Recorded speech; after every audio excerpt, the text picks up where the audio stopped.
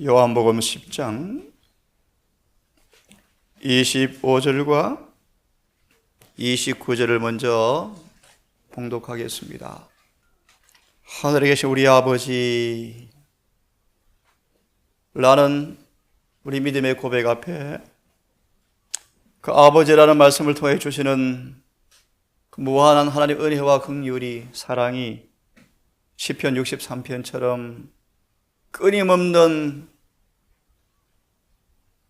사랑의 강물이 되어서 우리 영혼의 성소 안으로 계속 부딪혀 올 때, 다시 말합니다, 하나님의 무한한 사랑의 은혜의 강물이 끊임없이 파도처럼 마음에 다가오는 경험을 하게 되어질 때, 우리는 비로소 인자의 살과 피를 먹고 마시는 경지에 가게 되어지고 마음은 쉼을 얻는다.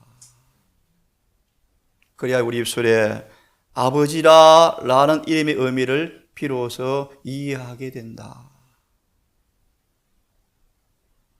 독생자를 통하여 베푸신 사랑이, 무한한 그 사랑의 샘물이 얼마나 깊은지 넓은지 높은지를 깨닫고 날마다 그 사랑을 먹고 마시는 경험을 통하여 아버지가 어떤 의미가 있는지를 말씀처럼 우리 모두 깊이 체험하여 사도 요한처럼 내 사랑하는 제자 요한, 사랑은 거룩한 변화를 이루어내었다.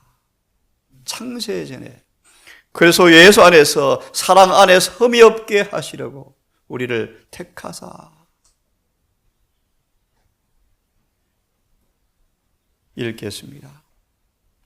예수께서 대답하시되 내가 너희에게 말하였으되 믿지 아니하는도다. 내일 아침 요한일서 3장을 다시 한번 풀이하겠습니다. 1장 8절과 3장 19절과 5장 18절의 관계를 많은 사람들은 이해를 못해서 새로운 해석을 내놓았는데 기가 막히죠. 떨리는 마음으로 표현하기를 그분의 양들이 아닙니다. 다른 목자의 음성이 들려오고 있죠. 내가 아버지의 이름으로 행하였지만 그 일들이 나를 증거하지만 너희가 내 양이 아니므로 믿지 아니하는도다. 주님과 하나됨으로 얻는 신의 성품의 경지를 거듭나지 아니하고 진정한 회심을 통하여 죄의 사함을 경험하지 않은 사람들은 도무지 이해할 수가 없다. 아버지께서 아들과 하나 된 것처럼 하나님과 하나 된 사람만이 누리는 경건의 비밀을 사람들은 도무지 이해할 수 없다. 이사야 5장의 말씀처럼 광신이다, 극단이다 그런다 그러죠. 거듭말하면 아버지께서 아들을 통해 베푼 사랑이 얼마나 큰지, 그 사랑은 마침내 순경하고 찬탄하는 제자의 품성을 그분과 같이 동화시켜서 요한을 통하여 그분의 얼굴의 영광이 반사되도록 만들 때까지 사랑은 수고를 마다하지 않았다. 그것이 사랑이 이룬 구원이죠.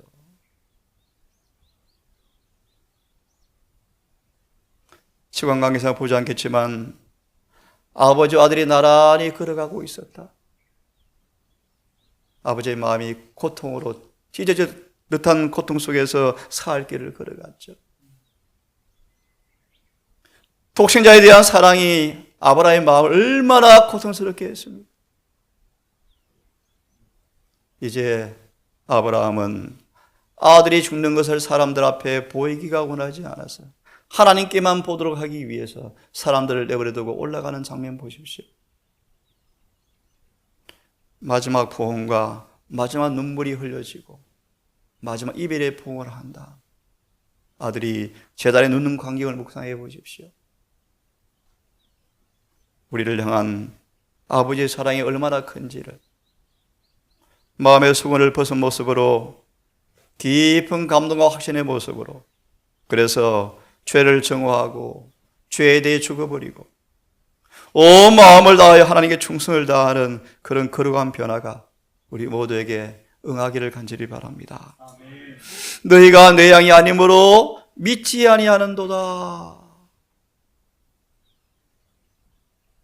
그러므로 죄 없다는 사람마다 거짓말하는 자니 라는 구절의 의미가 무엇인지를, 하나님께로 난 사람마다 죄를 짓지 아니한다 말씀이 무슨 뜻인지를 그분 양들이 아닌 사람들은 이해를 못하나 봐요. 내일 풀이합니다. 27절, 내 양은 분명하죠.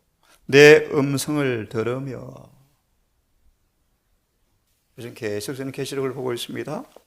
성령이 교회에 들으게 하시는 말씀을 들을지어다. 교회에 들으게 하시는 말씀을 들을지어다. 이기는 자는 이와 같이, 이기는 자는 이와 같이 7번 반복되죠. 내 양은 내 음성을 들으며. 이 아침도 듣게 되기를 바랍니다. 나는 저희를 알며 저희는 나를 따르느니라. 내가 그런 사람들에게, 내 음성을 알고 내 음성을 따라오는 내 양들에게만 영생을 주노니. 맞나요? 그럼요. 내 양에게만 영생을 주노니 저희는 영혼이 멸망치 아니할 터이요. 감동적인 말씀이요. 아버지여, 내게 주신 양들을 한 명도 잃어버리지 않았습니다. 아멘. 11 제자 다 구원받죠? 다 구원받죠? 네? 멸망의 자식 한 사람은 내가 이끈 사람이 아닙니다. 내 양이 아니었습니다. 우리 주님은 자신의 양이 아닌 유다까지 그렇게 사랑하셨죠. 하지만 끝내는 내 양이 아니므로 예수를 안 믿죠. 그 말의 의미는 순종하지 않죠. 끝까지 합리화하고 핑계대죠. 내가 저에게 영생을 주노니 영원히 멸망치 아니할 터이요 또 저희를 내 손에서 빼앗을 자가 없느니라. 아멘. 1서 5장 18절, 그가 지키심에 악한 자가 만지지도 못하리라. 아멘. 저희를 주신 내 아버지는 만유보다 크심에 아무도 아버지 손에서 빼앗을 수가 없느니라. 시대의 소망, 그러와 목자를 마무리 읽고 한두 말씀 드리고 2장을 마무리하려고 합니다. 483페이지 중간쯤 보면 우리 어제 읽은 말씀은 다시 여러분 복습하기로 하고, 아무리 목자가 양을 사랑한다 할지라도 실상은 자기 자녀들을 더욱 사랑하신다.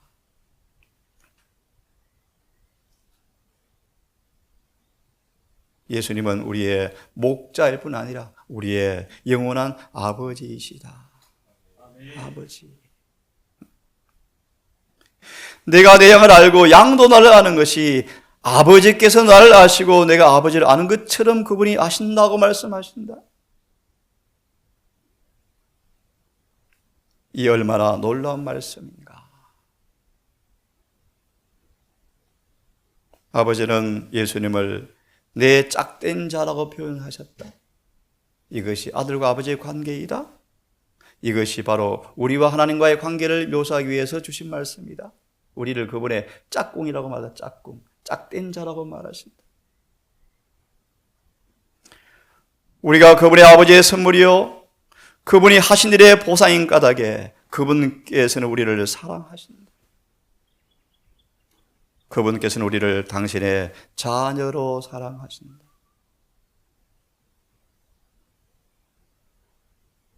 독자여, 하나님은 그대를 사랑하신다.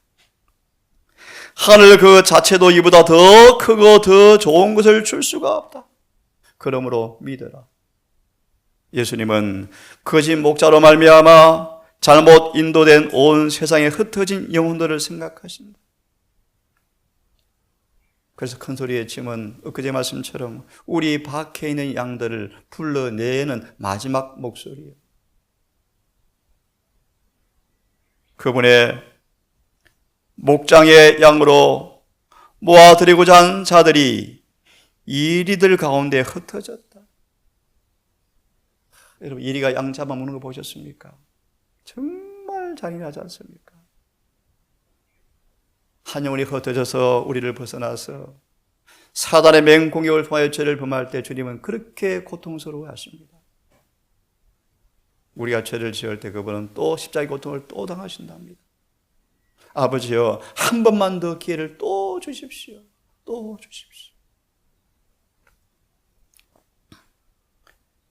이 우리의 들지 아니한 다른 양들이 내게 있어 내가 인도하여야 할 터이니 저희도 내 음성을 듣고 한 무리가 되어 한 목자에게 있으리라고 말씀하신다. 아버지께서 나를 사랑하시는 것은 내가 다시 목숨을 얻기 위하여 목숨을 버림이라.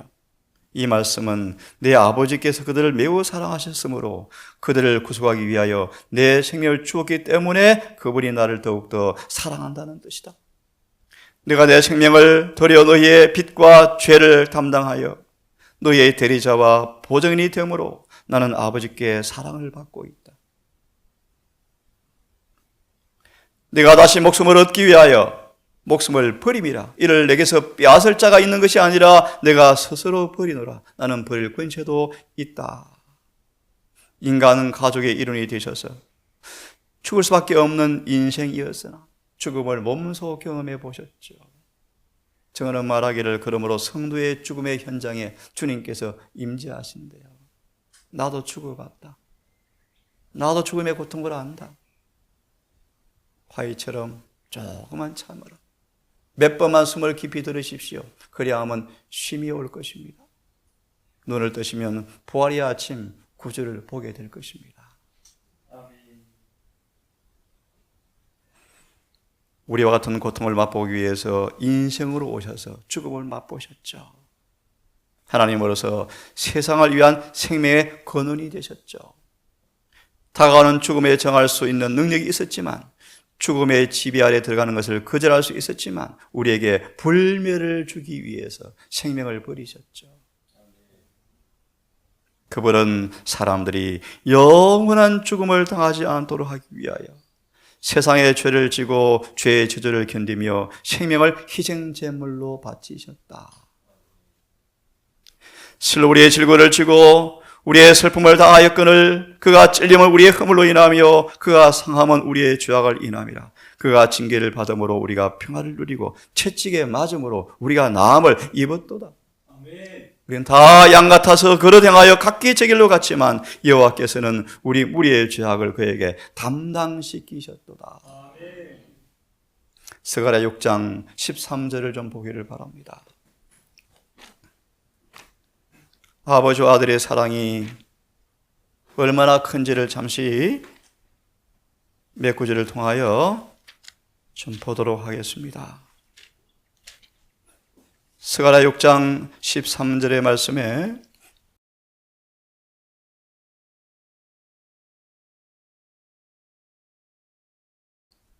잘 아시는 말씀처럼 평화의 의논, 구속의 경륜,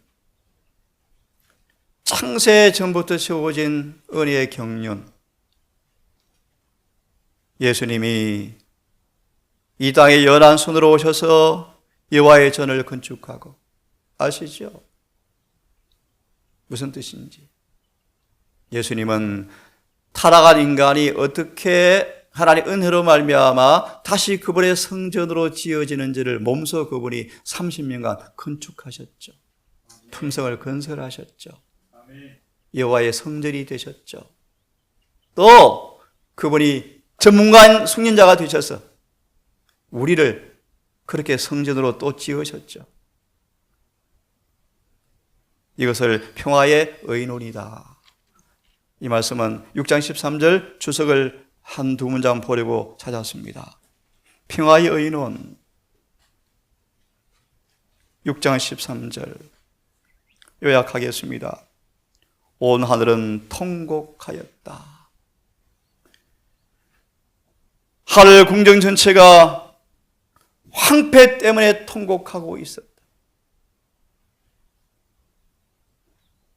하늘의 영광스러운 사령관이신 아들은 타락한 인류를 불쌍히 여기셨다. 어제 말씀을 드렸습니까? 사랑은 절대로 악을 행하지 아니하나. 우리 안에 이 사랑이 머물기를 바랍니다. 그러면요, 흠이 없고 거룩하게 되는 것이 무엇인가를 경험하게 될 거예요. 복음은 참된 과학이 될 거예요. 잃어버린 세계에 임할 화가 주님 앞에 떠오를 때 그의 마음은 무한한 동정심으로 감동되어서, 이런 우리 마음이 되면 좋겠어요. 여러 영혼들을 서로 바라보면서 무엇이 필요한 걸 늘 바라보면서 사심없이 함께 도울 때 사랑은 자꾸 싹 트는 거예요. 우리는 한 몸의 한 지체예요. 사랑의 식물은 자꾸 사랑해야 자라요. 자라요. 보세요. 하나님의 사랑은 그러므로 구속받을 영혼을 그냥 둘 수가 없어서 구속의 경륜을 이반하셨다. 중간에 보시면 우리의 죄책과 매우 가정스러운 죄의 수치를 친히 자진에 맡으심으로 인간을 구원하기 위해 주님은 비참한 심령까지 내려가실 것이었다. 그 다음 보십시오. 그리스도께서 죄를 위하여 아버지 앞에 간청하시는 동안 하늘 천사들은 말로 표현할 수 없는 큰 관심을 가지고 그 결과를 기다리고 있었다. 그 다음 단어를 보세요. 평화의 의논은 오래 계속되었다. 무슨 뜻입니까, 여러분?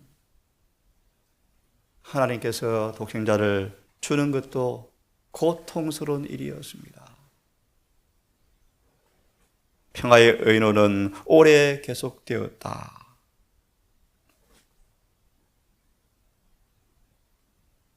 우주의 왕에게 있어서도 범죄한 인류를 위하여 당신의 아들을 죽도록 내어주는 것은 큰 투쟁이 아닐 수 없었다.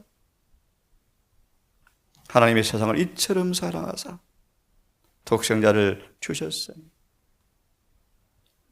구속의 오묘함이여 그분을 사랑하지 않는 세상을 위하여 하나님의 사랑이 나타난 그 사랑의 깊이를 누가 청량할 수 있으랴?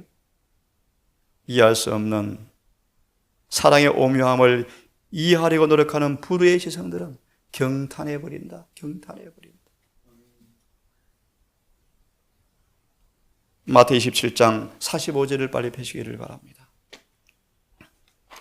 마태복음 27장 45절입니다.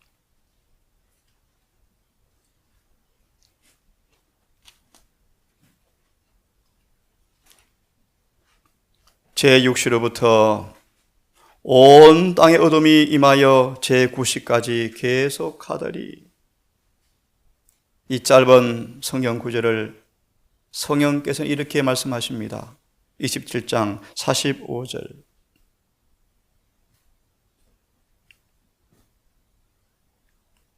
하나님과 천사들은 어둠을 입으셨다. 왜 암흑의 구름이 6시부터 9시까지 칠흑같이 어두움이 십자가를 다 감싸버렸는가?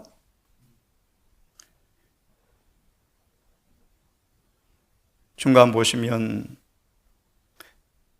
천연계는 인류의 죄악의 형벌을 담당하시고 그리스도께서 고통 가운데 죽어가는 그 장면을 보고 있을 수가 없어서 하나님과 천사들은 어둠을 둘러띠고 그리스도를 숨기셨다. 그가 하나님의 진노의 잔을 마지막 한 방울까지 마시는 동안 아버지께서 그 독생자의 장면을 가리우시면서 함께 그 고통 중에 있는 아들을 용기를 주고 위로하시고 함께 고통을 당하셨답니다. 그래서 그 다음에 말씀 보시면 27장 45절 6절을 보시면 아들과 함께 고난을 당하신 아버지, 재판정과 갈바리에서 연출된 장면에서 우리는 사단의 가마알이 있을 때 인간의 마음이 무엇을 할 수 있는가를 본다. 천군들이 그리스도를 구원해낼 수가 있었지만 그리스도는 십자가형에 순복하셨다. 천사들도 그리스도와 함께 고통을 당하셨다. 하나님 아버지께서도 친히 그리스도와 함께 못 박히셨다. 왜냐하면 그리스도와 하나님 아버지는 하나이기 때문이었다. 그리스도를 거절한 자들은 이 사람이 그들을 다스리는 것을 원치 않는다는 사람들은 사단의 지바에 들어가 사단의 종으로서 사단의 일을 하였다. 그러나 그리스도는 그들을 위해서도 그의 생명을 십자가에 들이신 것이었다. 누가복음 22장 42절을 펴시기 바랍니다. 누가 22장 42절. 성경절은 예수께서 몸부림치는 모습이죠. 얼마나 죄의 진노에 대한 형벌이 두렵고 얼마나 무섭든지 주님까지라도 몸부림치는 모습이요. 할 만하시면 이 잔을 내게서 옮겨주면 좋겠습니다. 3번씩 비통의 부르짖음으로 바라였죠. 이 구절을 이렇게 주석합니다. 아버지께서는 몸부림치는 영혼들 곁에 계신다. 그리스도는 하나님의 능력으로 정복자가 되셨고 시험을 당하는 모든 영혼들을 그와 같은 방법으로 이기는 자가 되어야 한다. 하나님은 겟세마네 동산에서 그리스도와 함께 하셨다. 그리스도의 경험으로 우리들은 하늘에 계신 우리 아버지를 믿고 의지하는 법을 배워야 한다. 하나님께서는 자신에게 위탁한 것을 능히 지키실 수 있으신 부드럽고 진실하시며 신실한 분이라는 것을 우리는 언제나 어디서나 믿어야 한다. 우리의 대속자여 보증인 되시는 그리스도께서 고민하시고 투정하실 때 아버지 하나님은 그 아들 곁에 계셨다. 그리고 그분은 용기가 꺾이어 어려움 가운데서 몸부림치는 모든 영혼들 곁에도 동일하게 계신다.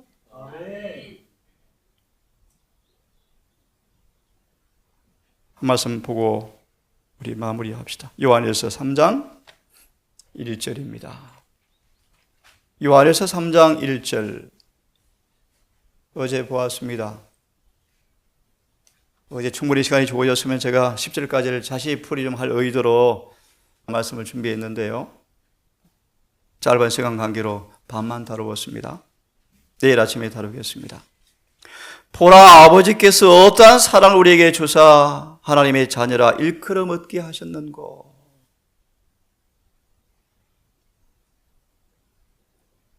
요한처럼 경험의 간증으로 간증할 수 있게 되기를 바랍니다. 우리가 그러하도다. 그런데 세상이 우리를 알지 못하면 그를 알지 못합니다. 3장 1절 증언을 좀 보십시오.